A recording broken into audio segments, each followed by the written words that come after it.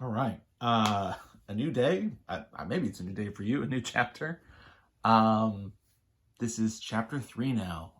So this whole chapter is called Algebraic Expressions and Linear Equations. Um, we've done, right, sort of whole number and, signed number, right, whole number and integer arithmetic.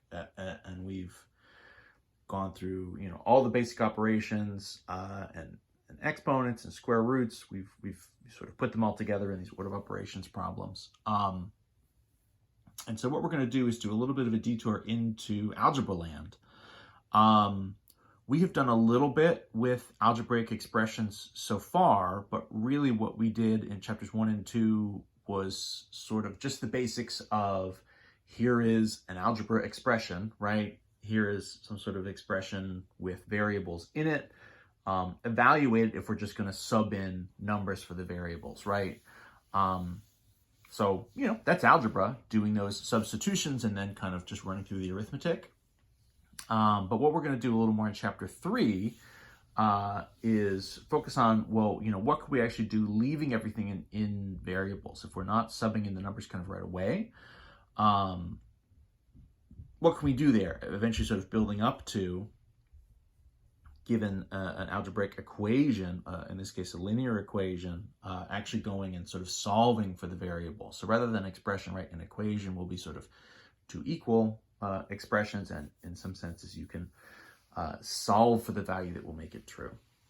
In any event, that's all stuff that's coming up. What we're going to do in 3.1, our first section, is simplifying algebraic expressions. So the idea here is, what kind of math can we do to simplify, which is just another way of saying to sort of clean up and kind of combine and sort of make it look better, an algebraic expression.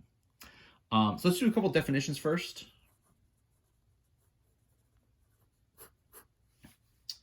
So definitions. Definition number 1 is term. So we're going to be talking about sort of in an expression the different terms.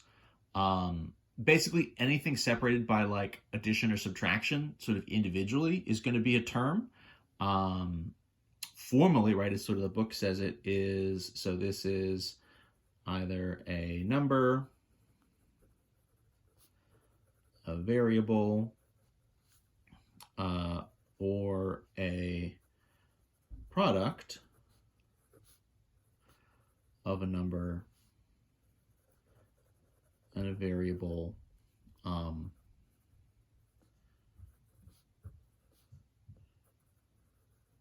raised to powers.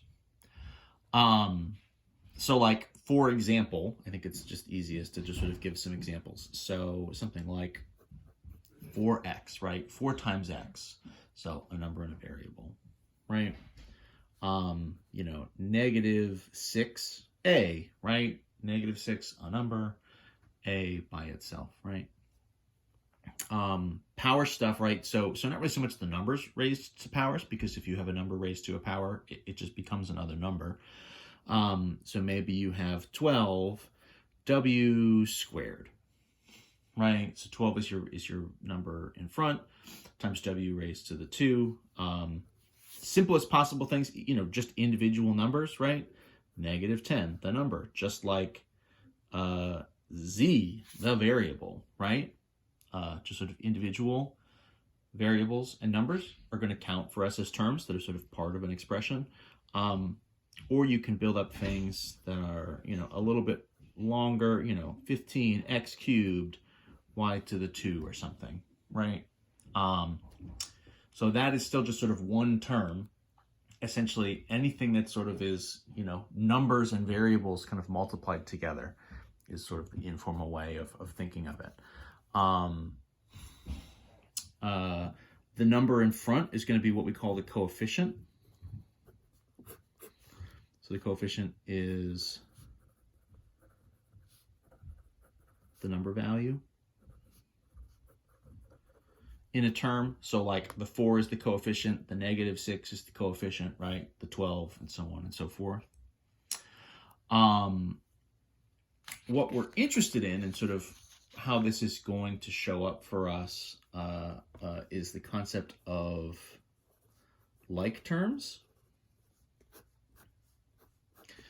And so this is essentially terms that are the same type.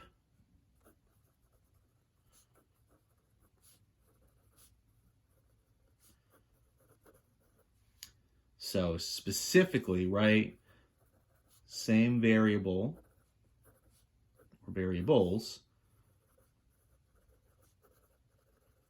and the same power. The number doesn't matter, right? The coefficient can be anything. Like terms means that you have, right, an x term and another x term, or a w squared term and another w squared term. And so the question is, okay, well, why do I care? And the key here is, key is not a definition word, we can add or subtract like terms together. What you're going to do is add or subtract the coefficients.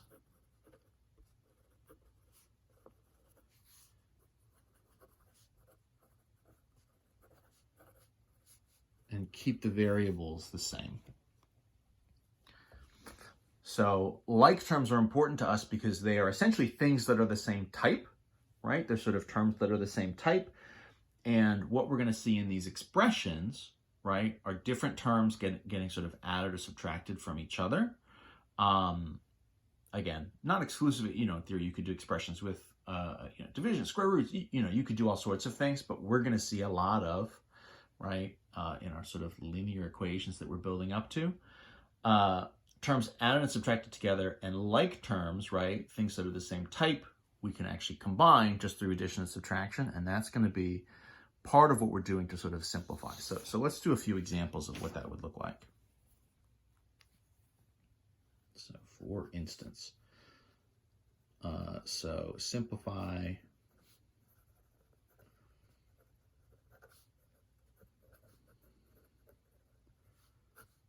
by combining like terms, right? So if I had 10x squared, right, plus negative 4x squared. Okay. So the idea here, right, is I can sort of add 10 and negative 4 together. And so this is going to kind of become, right, so what I would do is say, well, 10 plus negative 4, right, that's really like a 10 minus 4 would be 6. And so what happens here is the coefficients are going to combine, and I'm going to be left with 6, and then I just keep the variable term the same. So the x squared stays the same, and I'm not changing anything here. Right, all I'm changing are the coefficients. This is sort of coming out of it's a type of like reverse distribution. So like in theory, you'd have A times B plus C is A times B plus A times C, right? That's the like distribution property. So let's sort of do another example. What if I have, whatever, 15y plus 3y, right? So the idea here is that they have the y in common, and then it's 15 of them plus 3 of them. So in some sense, what you can write is like, you can kind of undistribute. So this is 15 times y, and this is 3 times y. So here, right, the kind of y value is sort of like the a in our distribution example. And so what you're kind of doing is saying, well, so this would really be kind of 15 plus 3, right, times a y on the outside. If we distributed, we would kind of distribute through and we would end up here. We're kind of undistributing. Redistributing is not really the word there. And then what we have, well, right, 15 plus 3, right, is 18, and then just with the y left over.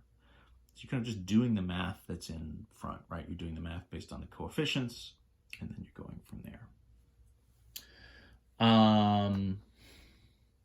Let's do a few more kind of like longer examples. So like, for instance, what happens here is you say, okay, so maybe I've got negative 12a, right, plus 3c minus 4 plus 6a minus 2c or something, right?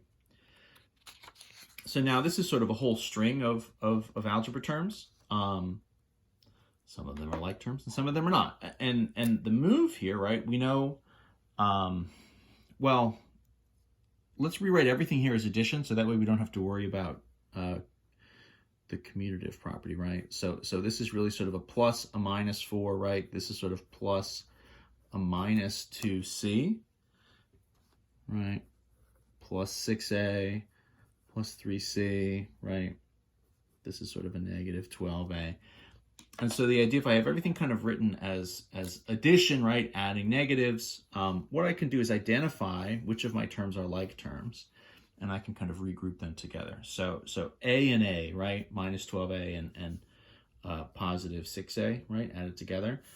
So sort of as a pair, minus 12a plus 6a, so you would say minus 12 and positive 6 together. That's going to be the difference between them, right? The signs don't match. So that's really a 12 minus 6 is 6, but it's going to be negative because the 12 is negative, and it's going to have the a on it, right? So I can take something that's a little bit longer, kind of regroup it by like terms, right? Kind of group by type. The next one maybe would be these c terms. So plus 3c, positive 3c, and then a minus 2c. So say plus, we maybe kind of group them 3c plus this kind of minus 2c, right? Okay, so this is positive 3 and sort of minus 2, right? Negative 2. This is really a 3 minus 2, right? Positive 3 minus 2 would be kind of 1. So this would be sort of positive 1. Again, with the c, it's just sort of along for the ride. I'm going to rewrite that in our final version. If the coefficient is 1, the convention is typically that you just leave the 1 out of there. So we're going to sort of end up just writing that as c by itself, essentially, in the end. Let's go back and make sure we're not forgetting anybody. So it looks like we have one last term here, which is this sort of plus a negative 4, right, at the very end. There's no other just like number terms. So that one is not going to combine with anything else, right? So to simplify this and combine anything, they have to be the same type. They have to be like terms. So the a terms combine with the a terms, the c with the c's, and then the number terms, right, would combine with any of the number terms. We just don't have any here. So how would you write the final version of this? Maybe what you would say, so negative 6a, instead of plus 1c, I said probably would just write c. That 1 is a coefficient normally we just leave out of there.